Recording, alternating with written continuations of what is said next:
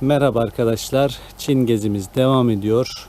Bugün Ningbo'dayız. Ningbo'da Dongqian Gölü kıyısında kurulu Hilton Otel'in tanıtım videosunu çekiyorum sizler için. Burası Ningbo'da önemli bir göl. Çevresi tamamen yeşillik.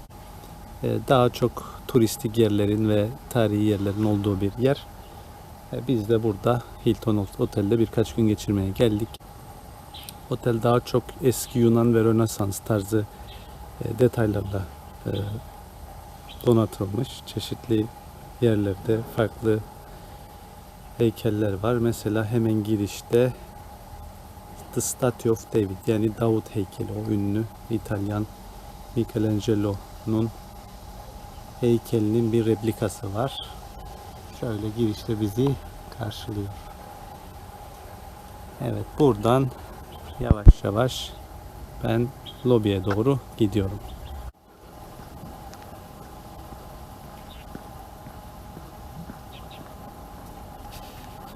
Otelin lobisi sağda. Burada ayrı bir konferans salonu var. Tam karşıda da şu an görünmüyor, göl var. Evet arkadaşlar, burası otelin sundurması. Bu taraf konferans salonlarının olduğu yer. Burada bir tane Çin restoranı var. Hemen sağda da bu gördüğünüz ahşap kapıdan içeri girdiğimizde lobiye giriyoruz.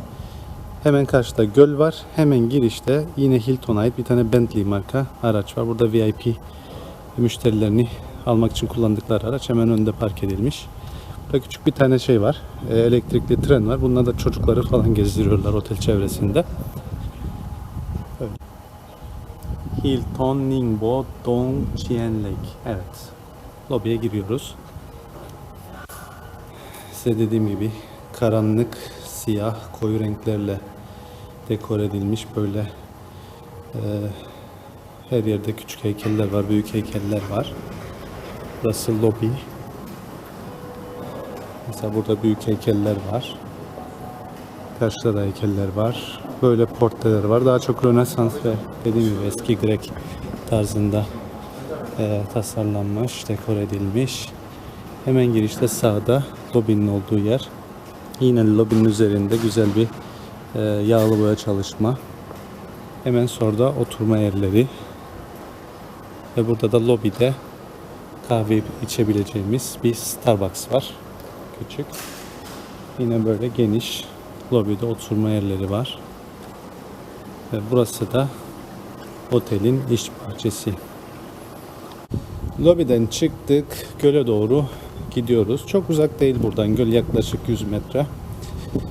Bahsettiğim size göl kıyısında kurulduğu için böyle küçük her yerde sonsuzluk havuzları var. O göl havasını yaratmak için. Bahçe tasarımı bence çok başarılı. Çok modern, göz yormayan, güzel, hoş detayları olan bir tasarım seçmişler. Ve gördüğünüz gibi hemen hemen her yerde koyu renkler kullanılmış burada. Siyah, gri, koyu, gri, haki. Evet, böyle bir yürüyüş yolu var. Sabah burada koşu yapabiliyorsunuz. Çok geniş bir alan kaplamıyor aslında buradaki otel ama otelin arka tarafında yürüyüş yolları falan var. Onları daha sonra gösteririm ben size. Oralarda spor, koşu yapabiliyoruz.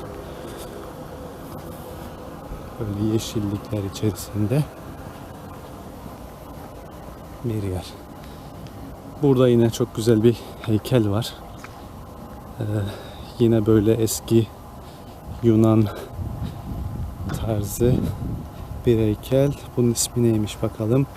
The Statue of the Winged Victory of Samatores. Ancient Greek. Antik Yunan 2. yüzyıl. Samatores'in zafer tanrıçası ama kanatlı zafer tanrıçası. Böyle bir şeymiş bakalım. Orijinalinden replika muhtemelen çünkü başı vesaire yok.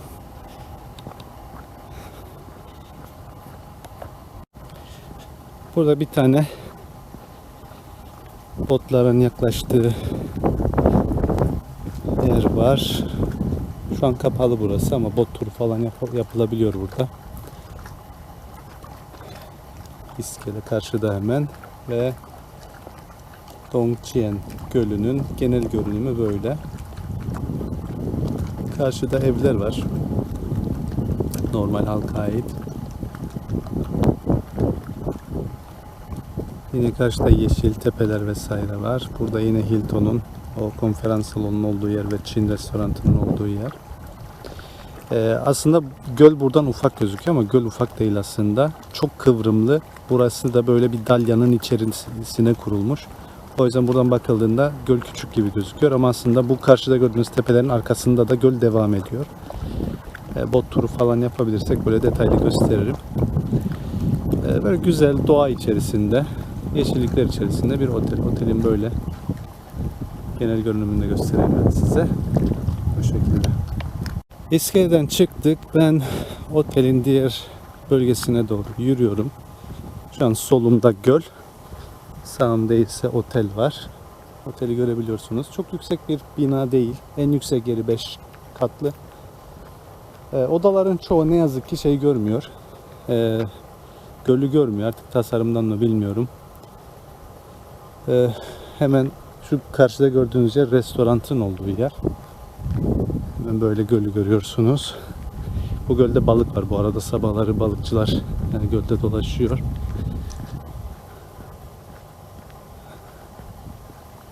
Otelin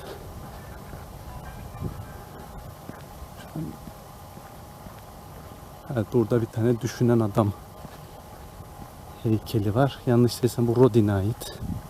Bakalım. Statue of Thinker, evet, düşünen adam.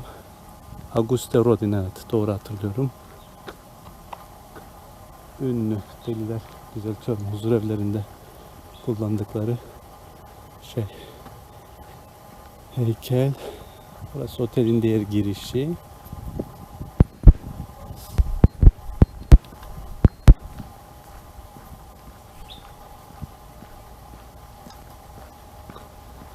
Gerçekten yemyeşil. Bu arada burada başka oteller de var. Mesela otelin karşısında inşaat halinde bir otel var. Hemen göle sıfır inşaat halinde. Biliyorum hangi otel orası. Bu sağ tarafta otelin diğer iç bahçesi var. Burada açık yüzme havuzu var. Oraya gideceğim ama ondan önce küçük plajı göstereyim ben size. Otelin böyle kumluk küçük bir plajı var ama sorduk kapalı dediler. Bilmiyorum, belki de güvenlik nedeniyledir, bilmiyorum. Yani şu an kullanılmıyor ama böyle küçük de bir kumluk plajı var. Hemen yukarıda açık yüzme havuzu var. Biz burada yüzmeyi istiyorduk ama bonesiz almıyorlarmış. Biz de bone getirmedik. O yüzden muhtemelen yüzemeyecek. Havuz böyle.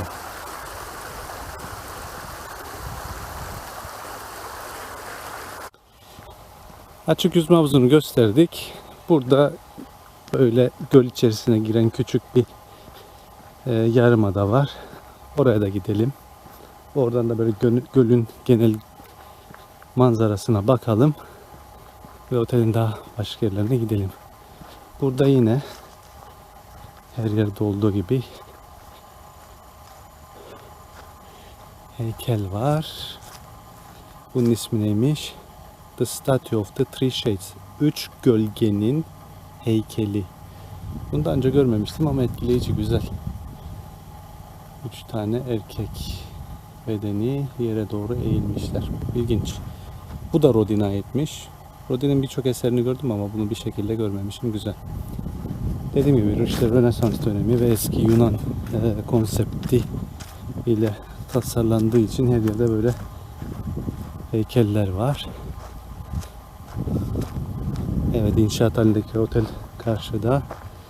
Karşıda yine kasaba, köy. Şu an Dongchien Gölü'nün kıyısındayız. Bu şekilde. Gerçekten güzel. Güzel de bir esinti var. Güneşli olmasına rağmen çok sıcak değil.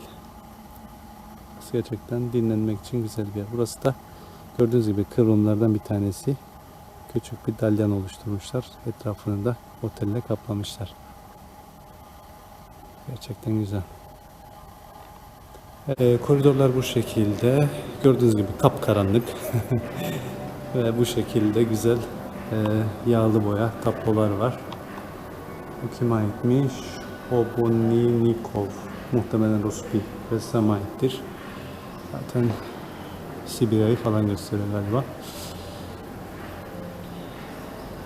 Buradan.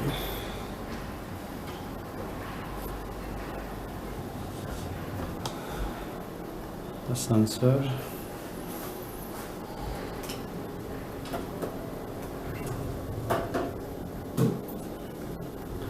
Asansörde çıkarken iç bahçeyi görüyoruz. Bu şekilde.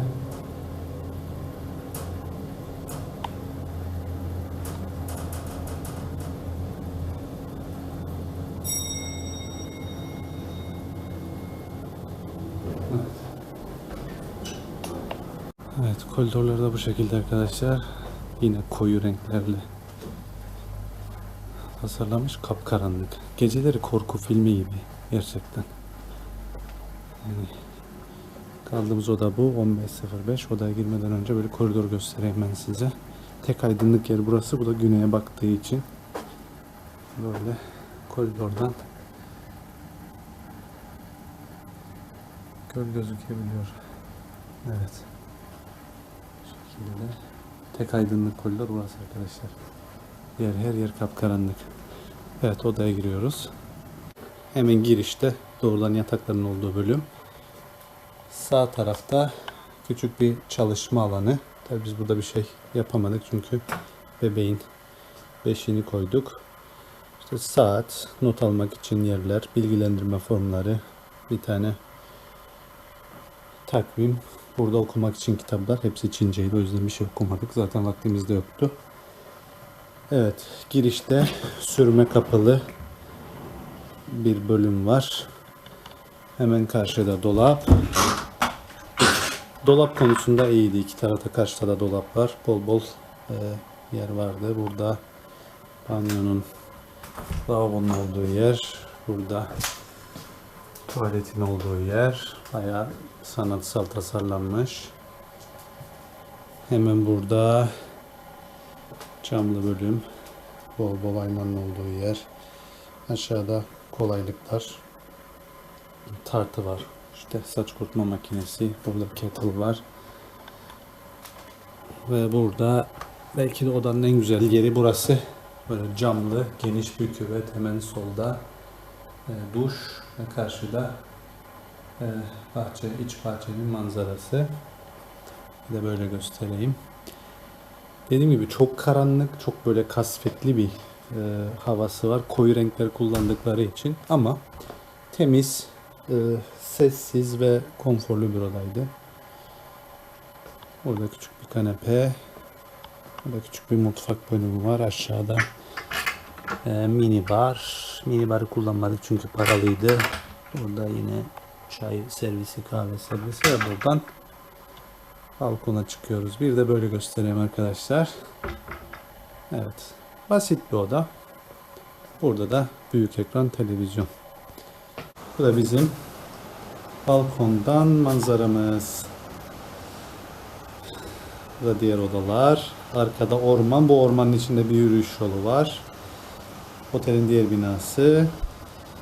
Bu otelin orta bahçesi. Gerçekten güzel tasarlanmış. Yine böyle göl detayları. Heykeller var. Eski Yunan ve Rönesans tarzı. Hemen üstte yine süs havuzlarının olduğu yer var. Bu lobinin olduğu bina. Karşıda da gölü görmek mümkün ama belli ki otel yapıldığında bu karşıdaki binalar yoktu ve göl gözüküyordu. Şu an yüksek binalar yapmışlar. Göl pek gözükmüyor. Bu yönüyle bir dezavantaj otel için. Çünkü otel ismini gölden alıyor ama otelde kalırken gölü görmüyorsunuz. Biraz tezat bir durum var. Evet, balkonumuz da böyle. Arkadaşlar burası da Çin restoranının açık bölümü. Tabii şu an öğlen çok sıcak. Böyle güzel bir oturma yeri var. Buradan da gölün manzarası. Şu an çok sıcak, tabii kimse burada değil. Çin restoranının açık bölümü böyle. Evet, diğer yerleri göstermeye devam ediyoruz. Sabah yürüyüşüne çıktım arkadaşlar. Sabah gölün daha güzel göründüğünü fark ettim. Size de göstermek istedim. Şu an yaklaşık saat 6:30.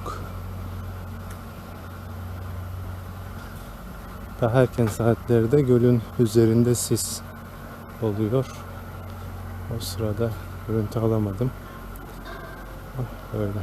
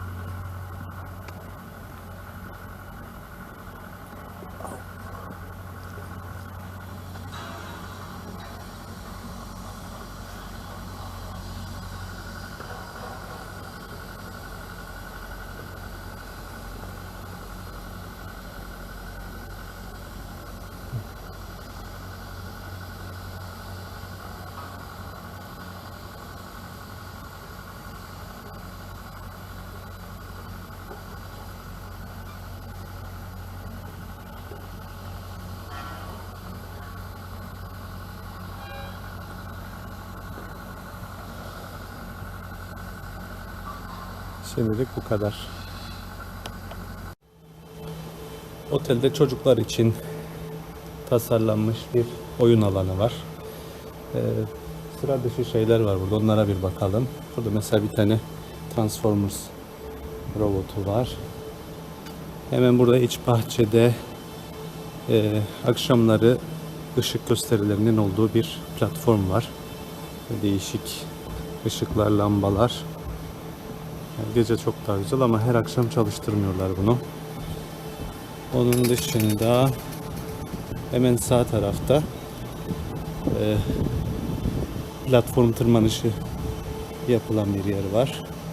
Gayet de yüksek, yaklaşık 6 metre, 7 metre civarında. Bunu olgun insanlar da kullanabiliyor ama daha çok çocuklar için tasarlanmış.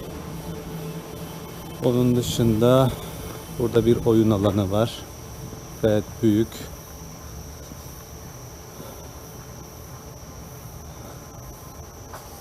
Biz tabi hafta içi geldiğimiz için pek aile yok. O yüzden pek de çocuk göremiyoruz oyun alanında. Bir de en çok ilgimi çeken yer burası. Çocuklar burada eskavatör kullanabiliyor. Biz Kıbrıs'a şiro dedik. Böyle kum alıp dökebiliyorlar falan. Arka tarafta da go kart var. Orası kapalı, şu an orayı göstermiyorum. Evet, otelin diğer yerlere bakıyoruz şu an. Otelin iç bahçesine geldim arkadaşlar. Burada güzel bir tasarım yapmışlar. Yemyeşil, yine göl detayları var. Burada uzanmış bir Yunan tanrıçası var. Sanırım Venüs. Bakalım neymiş? Statue of Sleeping Ariadne. Venüs değilmiş. Uyuyan Ariadne heykeli. Bakalım mermer mi? Plastik. Evet, mermer değil. Evet. Mermer olmasını bekledim. Burası Hilton sonuçta ama plastikmiş. Evet, bu şekilde otelin odaları görünüyor. Yemyeşil. Balkondan gördüğümüz bahçe burası. Burada da güzel oturmak için bir masa sandalye takımı koymuşlar. Evet, hoş. Şöyle bir gösterelim ve otelin başka yerlerine geçelim. Kanatlı Zafer heykelinin önündeyiz arkadaşlar. Arkada oteli görebilirsiniz. 3 gece Dongchen Gölü'nün kıyısında kurulu Hilton Otel'de kaldık. Bu sırada ben elimden geldiği kadar size oteli gösterdim. Eğer burası Hilton Otel olmasa muhtemelen çok memnun kalacaktık ama ismi Hilton olunca beklentimiz yüksekti. Beklentilerimizi çok karşılamadı bu anlamda. Ama temel şeylere baktığımızda temiz, düzgün, Konforlu odalar, güzel tasarım, bahçe dizaynı muhteşem bence. Özellikle Rönesans ve Mısır, Rönesans ve Yunan temasıyla tasarlanmış olması güzel. Hemen hemen her yerde heykeller var, bahsetmiştim size. Güzel bir ambiyans yaratmışlar bahçelerde. Onun dışında çok karanlık tonlarla dekore edilmiş hemen hemen her yer. O yüzden koridorlar çok karanlıktı. Pek öyle insana huzur verecek bir ortam olduğunu söyleyemem. Otelde yine beklentimizi karşılamayan olay şu oldu. Otel ismini Dongqian Gölü'nden alıyor ve göl gerçekten güzel bir göl. Göstermiştim size sabah yürüyüşünde. Ama otelde kalırken gölü görmüyorsunuz. Yani oteli gölün kenarına öyle kötü konumlandırmışlar ki gölü görmüyorsunuz. Gölü görmek için gölün dibine gelmeniz gerek. Bu anlamda da bence büyük bir dezavantaj. Yani Hilton ismine pek yakışmamış. Ama tekrar edeyim, temel şeyler güzeldi. Çalışanlar güler yüzlü, nazik, yardımsever. Her yer temiz, düzgün. Odalar konforlu. Evet, bugün de check out yapacağız. Eğer ilginç bir şey görürsem tekrar videoya eklerim. Kendinize çok iyi bakın. Görüşmek üzere.